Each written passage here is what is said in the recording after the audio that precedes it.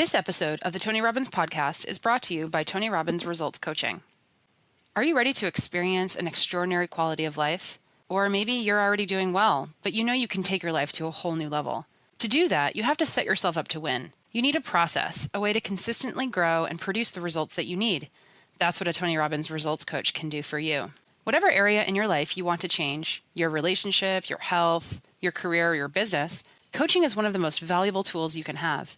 It's an investment in yourself, and it can yield some of the highest returns.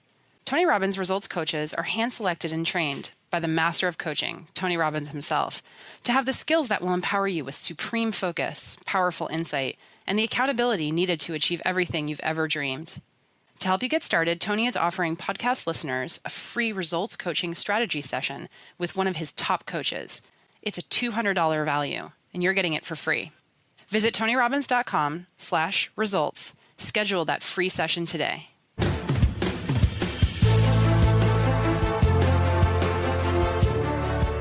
Welcome to the Tony Robbins Podcast. In this episode, we're bringing you an exclusive conversation Tony had with the world-renowned pioneer in integrative medicine and personal transformation, Dr. Deepak Chopra. For those of you who aren't familiar with Dr. Chopra's work, he has his medical training in internal medicine and endocrinology, and he has gone forward to combine Western medical science with Eastern healing and thought practices to create an entirely new approach to medicine, known as the mind-body connection. Dr. Chopra is a fellow of the American College of Physicians, a member of the American Association of Clinical Endocrinologists, an adjunct professor of executive programs at the Kellogg School of Management at Northwestern University, and an adjunct professor at Columbia University Business School.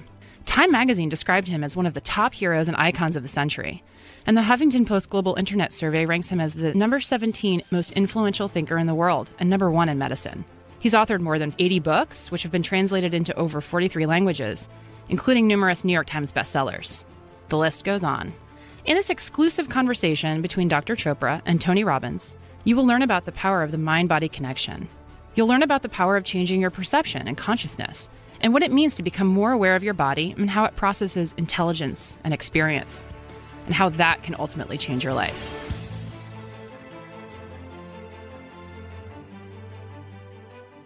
I am extremely excited to be sitting across the desk here from a gentleman who I've respected for many years. His name is Dr. Deepak Chopra. Dr. Chopra has a pretty phenomenal history, and many of you who have been with me throughout the years know how strongly I feel about the power of physiology to shape human emotion, human behavior, and ultimately our destiny, and the choices that we have to make along the way rather than giving the responsibility to somebody else. So to be with Deepak Chopra, I just want you to know this man, I believe, is one of the living masters in being able to teach people the fundamentals of what reality really is beyond the physical body, what really shapes our lives. So it's really a privilege to be with you, Deepak. It's a privilege to meet you, Tony. I've admired you for a long time. Well, thank you. We're here in Lancaster, Massachusetts, and we're at the Ayurvedic Center, Health Center here. And I think maybe what we could do is start out by just giving people a little bit of your background. You have a very traditional medical background, and yet now you're considered by most to be, I think, the foremost expert in the area of understanding mind-body medicine or psychoneuroimmunology. Why don't you give us a little background? Where did the shift happen for you? The shift happened a while after I had been in practice. I was an academic to start with. I was teaching at Boston University School of Medicine and at Tufts and for a while at Harvard. And that part was so exciting from an intellectual point of view and so challenging that I was very happy doing that. But when I really started going into practice and seeing patients, I found that the academic intellectual challenges, exciting as they were, really had very little to do with how people got well. Yes. I was sitting there spending all my day writing prescriptions, and at the end of the day I would feel that I had been a legal drug pusher, because what was I doing? I was writing prescriptions for tranquilizers, sleeping pills, and antibiotics. If I ever told my patients, listen, maybe if you stop smoking or cut down on your alcohol or changed your weight, perhaps we could wean you off some of these drugs, And they'd say, well, doc, my mother-in-law says the same thing. She doesn't charge me $50. How do I do it? And if you look back, you realize that medicine perhaps has all the answers, but it doesn't have the technologies to make people want to change. Yes. Or even if they want to change, doesn't have the technologies to show them how to change. Yes. It was very frustrating. So it was my unhappiness that led me out from what I was doing. Pain drove you to something. Yes, pain. So what was the evolution of it then for you? Where did you begin to look? You were born in India, correct? Right. And so was your experience, your exposure to Ayurvedic medicine back then, were you going back to your roots? What triggered you to go there for the answers? Or did you start out there? No, actually I had a background in India, and some of it was a distorted perception of what Ayurveda was. I used to think of it as some kind of folklore or folk medicine with a lot of herbology, but nothing more to it. In 1980, I started practicing transcendental meditation. In 1985, I was at a medical conference, and Maharshi was there in Washington. And after the conference, he sort of asked me to come to his room, which I did out of politeness more than anything else, because I wasn't interested in anything that had to do with quote-unquote mysticism. Yes. And I found him to be a very practical man. And we talked for a while, and he said to me that I should look, with my background in medicine, I should look into Ayurveda. I was polite enough to say that I would, but I didn't mean to. I left the meeting, and I went to the airport to go home. And at the airport, I met an old friend of mine from medical school, and he handed me a book. He said, "This is about Ayurveda. Maybe you find it interesting." So I said, "There's some message here." Yes. I read the book. It was fascinating. I went back to Maharshi. I said, "Send me to India. Let me meet all the people who are experts in it. I really want to get into this." And I did. Wow. Now, at that time, were you the chief of staff at New England? Yes, I was. They must have thought you were crazy. Yes, I was. And initially, the response was, yes, that I was off the wall. My partners didn't know what I was up to. Some of them were even embarrassed about all the things I was engaged in. But I didn't care anymore. You're on a mission. I was on a mission, yeah. Now, what began to make you believe that you really had found some answers here beyond your traditional medical training? For one thing, I was able to influence people in a way I had never been able to do it. I was able to make them lose weight or stop smoking or give up alcohol, to make them want to be healthy. And then I started seeing some dramatic remissions in chronic illness. I'd have patients come here, for example, and they'd be taking 15 medicines, about 10 for their problem and 5 for the side effects from the medicines that they were taking.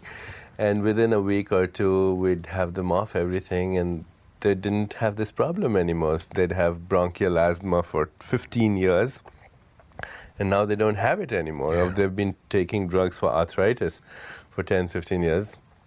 And it's not there anymore. And then when we started seeing occasionally a dramatic remission and somebody would say cancer, you start thinking, what's really happening here? Are we really, we've missed out on perhaps a few billion years of learning experience, because the human body, as it turns out, is an exquisite pharmacy. It makes every drug that Hoffmann-La Roche makes and more. Better quality. Better quality, the right dose, the right target organ, no side effects. Cheaper. Cheaper. You have access to it, and all the instructions are there in the packaging. Yes. So I said, and it's evolved over billions of years of evolutionary time. All the mistakes, you can make the precise antibody for pneumococcus because some ancestor a few 100,000 years ago perfected that technique, and you have it inside your body. In your DNA. In your DNA. So why not use this huge library of information? So what prevents us from doing that? Interference. Social hypnosis? Yeah, it's the hypnosis of social conditioning. It's violation of basic, simple laws of nature that make our body function. There are simple processes going on in our body all the time.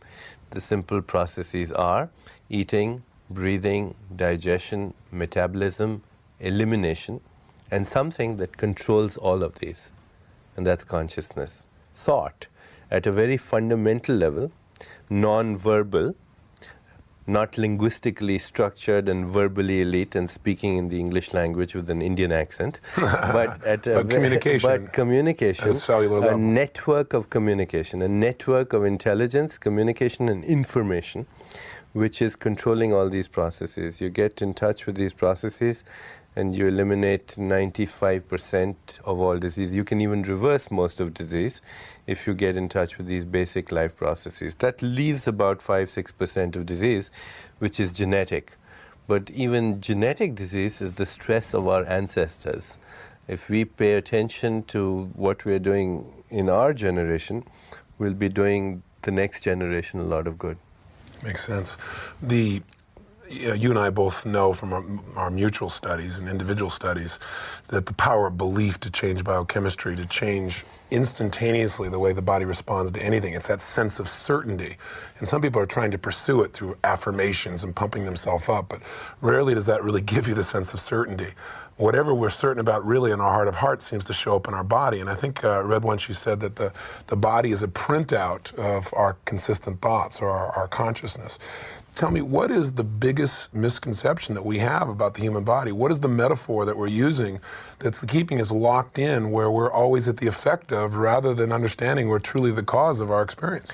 The biggest mistake is that we are steeped in the superstition of materialism. The superstition of materialism says that this world is made up of physical objects in space and time, and if there is such a thing as thought or consciousness, then it's the epiphenomenon of matter. In other words, if I have thoughts and feelings and emotions and desires and instincts and drives and likes and dislikes and passions and hatred, if I believe in God or heaven or hell or salvation or damnation or communism or feminism, all these things occur because there's the dance of molecules in my body. That biochemical reactions somehow produce the epiphenomenon that we call thought. That we are physical machines that have learned how to think. Well, in fact, it's probably the other way around. Not probably, surely the other way around. We are thoughts that have learned how to create the physical machine. We are impulses of intelligence in a larger universe of intelligence. This is a thinking universe. We are impulses of intelligence in a larger void of intelligence that have learned how to create physical matter. We create the mind. We are not the mind. We create the mind. We create the body. And through our body and our mind, we ultimately create the experience of the world. By itself, the world is just quantum soup. It's a radically ambiguous, ceaselessly flowing field of all possibilities. And out of that field of all possibilities, we can create anything we want. We're like King Midas. Only he knew only how to create gold. Everything he touched turned into gold. We can create anything we want. Greater level of choice. Infinite choices. Yes. Tell me, what is the body? If you went to a physicist, a really first-class physicist, and asked her, what's the real... Asked her, I like that. Asked her, what's the real nature of the physical body? She might say, if you could look at it, not through the artifact of sensory experience, then you'd see, which is, the superstition that what I can see and touch and taste and smell is the way things only are. That's wrong. After all, my senses tell me that the earth is flat, and nobody believes that anymore. The senses tell us that the ground we're standing on is stationary, and we know it's spinning at dizzying speeds. Or the light we see in the sky at night is still there when it may be gone millions of years ago. Exactly. Yes. So forget the superstition of materialism and begin to see things as they really are. Well, the physicist would tell you that the body is a dynamic field of energy, information, and intelligence that's constantly renewing itself in every second of its existence. That you, in fact, make a new body once a year. That even this moment, you have 1 million atoms in your body that were once in the body of Christ, or Buddha, or Genghis Khan, or Leonardo da Vinci, or Saddam Hussein, for that matter. That your physical body is a river of intelligence and information. 98% of all the atoms come and go in less than 1 year. You make a new skin once a month, a new skeleton every 3 months, a new stomach lining every 5 days. Even the brain cells that you think with as carbon, hydrogen, nitrogen, and oxygen, they weren't there 1 year ago. And the DNA, the genetic material, which holds millions of years of information, the actual raw material, the carbon and hydrogen and oxygen, comes and goes like migratory birds every 6 weeks. So let me ask you a question. Somebody has cancer, and the first thing that the average person does, obviously, is immediately respond with horror, with fear. They immediately are told by their doctor they have so much time to live, or they have so much percentage of chance of living. They now think to themselves, I have this thing in my body I've got to get rid of. What you're saying is that thing in their body they call tumor is not going to be the same tumor a year from now. Is that true? It's true. If I look at an X-ray and see a tumor and I compare it with the tumor from 6 months ago, am I really looking at the same tumor? The answer is, on the material level, no. Every single atom of carbon, of hydrogen, of oxygen, of nitrogen that makes up this tumor is not the same, is different from the tumor 6 months ago because of the rapid changeover. Right. However, because the underlying quantum mechanical framework is the same, in other words, the cellular memory is the same, or the underlying physiological processes at a non-material level are the same, it keeps coming back the same way. It's like if I had the ability to change every brick in this building once a year, but I'm stuck with the notion this is the only way to do it, I'd get the same looking building every time. If I want to get rid of this tumor, I have to exorcise the ghost of this tumor. And by the ghost of this tumor, I mean the impulses of information, energy, transformation, memory, conditioned response, all the things that structure the non-physical aspects of the tumor that result in this physical expression. It's estimated, for example, that we have 60,000 thoughts a day. That's not surprising. The disconcerting thing is that most people, 95% of the thoughts they have today are the ones they had yesterday. So we become bundles of conditioned reflexes and responses constantly being triggered by people and circumstance into very predictable biochemical outcomes, behavioral outcomes, and ultimately physical outcomes. So, the body turns over 6 billion cells a day. 1% of these are mutations. So everybody's body has cancer cells all the time. That's right. But we get rid of them every day. The problem is, though, if we keep putting the same cause in motion, the same thought cause, the same belief cause, the same expectation cause, then we're going to keep getting the same results because we're going to take the material and we're going to translate it accordingly. Is that what you're saying? Exactly. The recipe remains the same. You can take the same ingredients, have another recipe, and you'll have something else. Because we're funneling it in identical ways. Exactly. So until we change, it sounds complex, but what we're really saying is until we change our basic core fundamental beliefs, our sense of certainty about what is and what will be, then whatever we're certain about will be in our lives. As we think, so we'll experience. Exactly. In fact, Tony, what it is it's an interpretation of what's happening to you. If I go out on a joyride on Magic Mountain in Disney World, and my interpretation is at a deep level, somewhere, I believe, as you said, in the deepest part, this is fun. Then my body makes interleukins and interferons. These are powerful anti-cancer drugs. That's right. If you had to buy interleukin to treat melanoma or kidney cancer, a full course would cost you something like $40,000 and a lot of side effects. But you could take that joyride and make $1 million worth of interleukin-2 if at the core of your being you were having fun. On the other hand, if your interpretation was this is terror, then you'd make cortisol and adrenaline and all kinds of things which destroy the immune system. The difference between destruction of the immune system and stimulation of the immune system, a difference which could mean the crucial difference between life and death, is an interpretation. One of the things that I teach everyone is that your experience of reality is information times focus equals personal reality. And it's not just having the information, it's focusing upon it. Whatever we focus upon becomes real for us. So in any moment, there are millions of ways of focusing upon anything, interpreting, coming up with a meaning. Whatever meaning you come up with, you will feel. What you're saying is that whatever meaning you come up with, you'll not only feel, but the fact that you're feeling it, it becomes your reality biochemically. The chemical, the molecule, is the meaning. Wow. The molecule is the meaning. If an experience, I take an experience and I say, this is a very tranquil experience. I'm having the experience of tranquility at a deep level of awareness. My body, my leukocytes, my adrenal cells, my macrophages will start churning out Valium.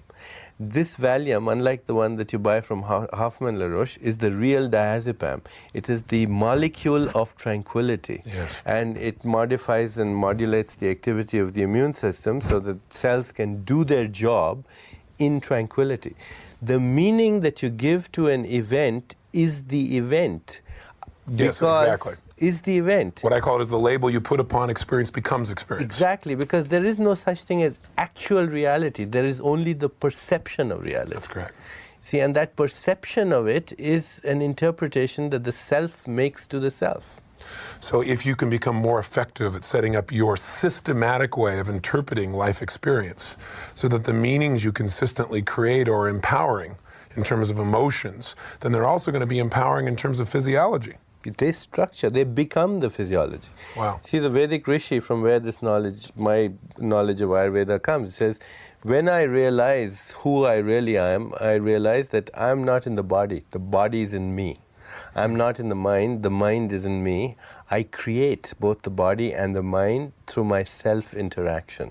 That's all there is. You're saying that we aren't thoughts, we're the maker of the thoughts. Yes, we are the thinker behind the thought, and that's in the gap between our thoughts.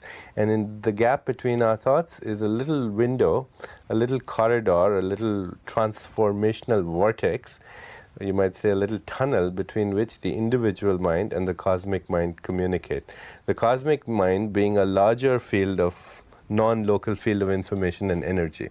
So if I say I'm going to take off my shoe, I could change that sentence to say I'm going to put on my shoe. Or I could say I'm going to make a phone call, or I'm going to have chicken soup. Between the going to and the next word, a little gap of silence where there are infinite choices. So in every second of our existence, we have these little gaps where we are the thinker behind the thought, yes, who has the ability to make infinite choices. And at any moment, we could change the choices we made in the past. Right. As long as we don't go into cultural or personal hypnosis where we get stuck in a pattern. As long as we realize that we are not the thoughts, we are the thinker of the thought. The thought is something that I create through my own self-interaction. And for that, I think there's a moment, if you take, to stand behind and become a witness of the whole process.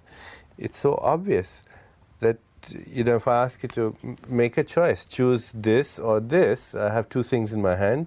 I can always say, I'll take this. Or you can say, you'll take this, because you have infinite choice. Or I'll take nothing. I'll take that. Right. Makes sense. Let's talk about placebos, because everyone's heard about placebos. I don't think most people in our culture realize what a placebo is. I really don't the think word, in fact, of course, the placebo, the word comes from the Latin root, I shall please. Yes. But what a placebo is the mechanics of creation. Originally, when placebos were found, they were discovered with analgesics, painkillers. Yes. So, and somebody found that if I gave you something which wasn't a painkiller, but you thought it was a painkiller, if I told you, look here, Tony, this is something that's going to kill your pain, and even inside there was nothing, not even sugar, it was biologically inert, then you would make something that would relieve the pain. And in fact, I could give you Narcan, which is a narcotic antagonist, and block the effect of the painkiller. In other words, the conclusion of this was that when you believed you were killing the pain with this drug, your body was making out stuff that was more powerful than any heroin you could buy on the street. Wow. Millions, in fact, 40,000 times more powerful than any heroin, as a result of just the idea that this thing really works. Again, this is not an affirmation. This is not pumping yourself up. No. This is not trying to convince yourself. No. It's just somebody said, if you wear this garlic, I'll tell you what, you're going to have the pain disappear. You're going to smell so bad, you're going to run away. Exactly. But when people believe that, yes, which means when they feel certain, they send the neurotransmitters out. They hold this thought to be true. That's it. That's it. They hold this thought to be true, then the body sends out this heroin, which is more powerful than anything you can buy on the street. But now, the interesting thing is, I go to somebody else and I give them the same thing, and I say, this is going to get rid of your ulcer. Now, to get rid of the ulcer, you don't make heroin. You can't make a narcotic. You've got to make a very specific molecule. It's called an H2 receptor blocker. It has to interfere with hydrochloric acid binding to the receptors. So it's a very specific chemical. Now I give you the same thing that I gave the other fellow who made heroin out of it. Okay? Now I give him this other person the same thing. He makes an H2 receptor blocker. I go to a third person and he has high blood pressure and I need to lower his blood pressure. And for him, he needs another specific thing, which is called a beta blocker. It's another molecule. And the two couldn't be more dissimilar. He takes the same thing and he makes a beta blocker. Placebos work in cancer. You can go to somebody and you can say, well, this is a very effective chemotherapeutic drug. Not only will the cancer respond, but because they think it's chemotherapy, their hair will start falling out. They'll develop bleeding in the gums, and their platelet counts will also drop. So in each case, what you're doing is you're taking a belief, which is a thought, which you hold to be true, and converting it into a very specific molecule. A biochemical reality in your body immediately. Completely different printout.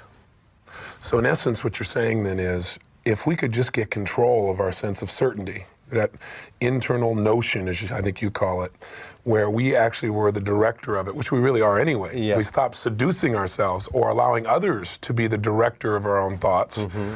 We can create any chemical we need to heal our bodies, and is what I'm hearing you say. Is that true? Yeah, because we are the makers of our bodies. You go to a deeper level in your awareness and you end up discovering that, in fact, you do create even the molecules of your body in every second of your existence. Very powerful. Let's talk about nocebos, because just as a belief that something is going to heal your body can cause you to create the chemicals to make yourself healthy, the belief that something is going to destroy your body can create an equal challenge, can it not? You see, nocebos are the opposite of placebos. And in Australia, for example, there's an Aborigine culture where if you don't like somebody, you can go to the local witch doctor. And the local witch doctor will give you a little stick, and he says, point the stick at the person that you don't like, and that'll take care of him. And so the person goes, takes the stick and points at the person that he doesn't like, and after a while that person starts throwing up, starts having vomiting, and loses their appetite. They get emaciated, and within 1 week they're dead. See the effect of that idea, the word itself. There's an ancient expression, and first there was the word, and the word was made into flesh. Well, in today's scientific terminology, we can say first there was the quantum event, and that was made into the neuropeptide. But the fact is, that impulse of information literally translates into a space-time event, and that space-time event is a molecule in your body. So the word cancer is a nocebo. I say, Mrs. Smith, you have this breast cancer, it's metastasized to your lungs and bones, and you have only 3 months to live. Now, if she is a believer and she's simple, then she'll take that information and translate it into that reality. When you say she's simple, you mean that she just accepts the doctor as knowing what the doctor. She has relinquished her power to the words that come out from her doctor. And who's a very caring man, and teaching what was taught him. Yes. Right. But see, the statistics.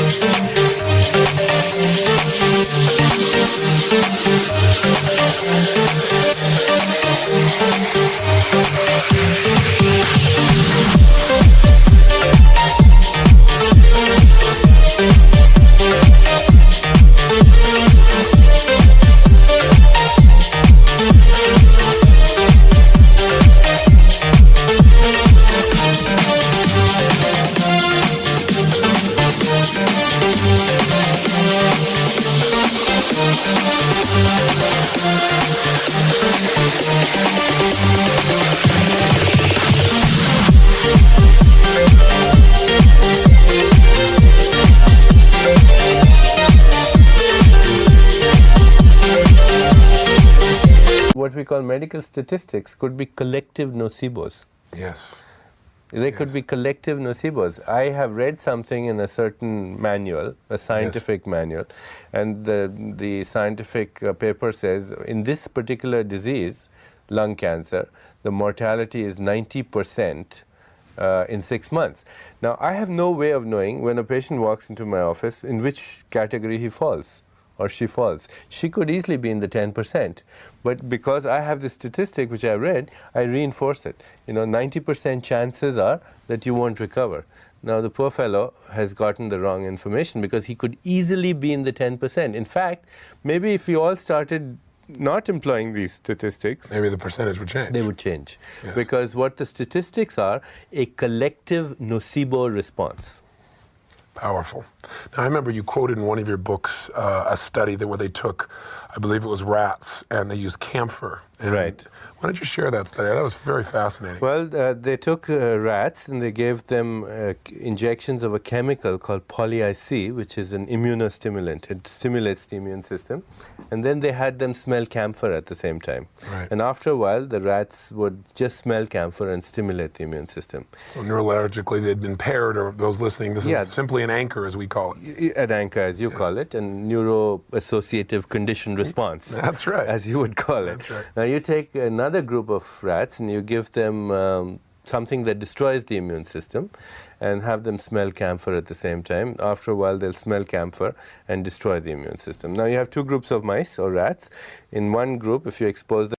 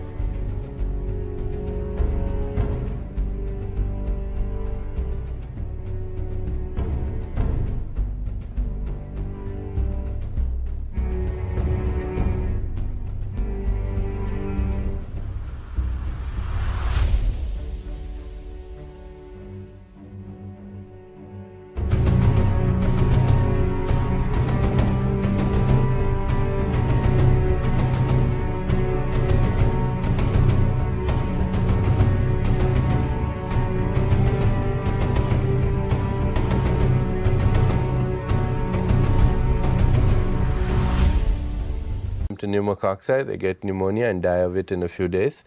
If you give them carcinogens, they get cancer and die of it in a few weeks. Nothing happens in the others. The crucial difference between survival and death in these mice is the interpretation of a memory that they have linked to a stimulus. And again, I think the reason I brought this example up is this is not a conscious memory, as most people think in terms of consciousness, in terms of linguistics or communication. This is a neuroassociation, as we would call it. Yes, but it's not only a it's a cellular association. Yes, I understand. Because the whole body is at the deepest level. At the deepest level. Yeah. Because when I first started doing my work, one of the things I started to experiment with was taking people who had allergies and saying, listen, we've done this anchoring where you change what your nervous system associates to something, or probably more accurately, what your cells associate to something. We've done that with emotions. You think of your boss, and we should have had to condition it now so that instead of feeling this pain and worry or upset or anger or resentment, or automatically now you feel good. You don't have to think about it, it's automatic. Let's try this with your allergy. And I'll never forget, think of a time when you really absolutely felt vital physically, where you could just storm through anything, where you felt like nothing could stop you. And I would create a series of anchors where I could just touch them, for example, and bam, just like the camphor, they felt immediately incredible. They were firing off biochemistry. I wasn't familiar with that level. I just knew what I could see physiologically in terms of their posture and their breathing. Then I'd say, okay, now we're gonna bring this, element in. And we did a variety of things, cat hair and so forth. People had those types of responses. We would fire off the anchor, expose them, cat hair, fire off. Pretty soon, cat hair made them feel great. They weren't sneezing. They didn't have the response. And when I first started telling people, they said, oh, this is anecdotal. But what I'm beginning to see now more and more, that this is, as you say, not just neurological, but at a deeper level. This is at a cellular level that we're conditioning ourselves in how to respond. Yeah, and the cells are nothing other than fields of information. And those fields of information are nothing but self-interpretations. That's all they are. In fact, I'm sure you know of this condition called multiple personality syndrome, where a person may be diabetic and go into a diabetic coma in one personality, and another personality they don't have diabetes, where they have arthritis or something else. So their whole physiology changes. We take the same knowledge that you are talking of in terms of neuroassociative conditioning, and we use things like aromatherapy and condition, for example, a person to respond to the memory of a certain smell and teach them at the same time to slow their heart rate or get rid of the ulcer. So next time they have their ulcer pain, all they have to do is take a little bit of that smell, apply it over their upper lip, and the pain goes away. Or do you have hypertension, you just do it and the blood pressure falls. So it's very effective. That's exciting. Well, as you know, I'm sure olfactory is the most profound in terms of altering state of all the five senses, and it's the deepest, I believe. Doesn't your nose develop before your brain develops as a fetus? In fact, the nose, the olfactory bulbs are the hypothalamus. They're extensions of the hypothalamus, which is also called the brain's brain, and it controls emotion, memory, autonomic function, which is all the things that are happening spontaneously in the body, or we think they are happening spontaneously. These things, along with memory, are very closely, intimately linked. And behavior, of course, is an outcome of all that. Of course. Well, I've been working at the grossest level called behavior. You've been working at the cellular level. I'm impressed. Well, it's the same thing, actually. Well, they're completely tied. There's no doubt. Well, I remember reading, I thought a nice phrase, I may be paraphrasing it, but you said, nothing happens in the mind, nothing happens without it happening in the body, I believe is what you said, something to that level. And I think most people just don't realize that when they let themselves just go behaviorally, or let themselves just go emotionally, that they're really letting themselves go biochemically. See, the thing is, we still have this idea that the mind and the body are two different things, but they're not. The body is a mind. In fact, the new terminology is body-mind. And the body at a cellular level, go beyond the cells, you end up with molecules. Go a little beyond the molecules, you end up with atoms. You see, these atoms aren't material objects, they're particles. And the particles aren't material objects either. They're fluctuations of energy and information in a huge void of energy and information. So you get to so far beyond the facade of molecules, and you start ending up with a cloud of nothing. And you go beyond that cloud of nothing, and then you're left with absolutely nothing. But this absolutely nothing is the essential That's what the something is. The essential raw material of the universe is non-material. The essential stuff of the universe is non-stuff, but it's not just non-stuff, it's thinking non-stuff. Because out of its own nature, it creates everything.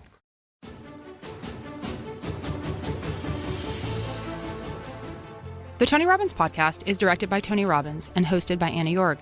Carrie Song is our executive producer. Tyler Culbertson is our associate producer. Brooks Loro is our digital editor. Special thanks to Diane Adcock and Mary Buckheit for their creative review.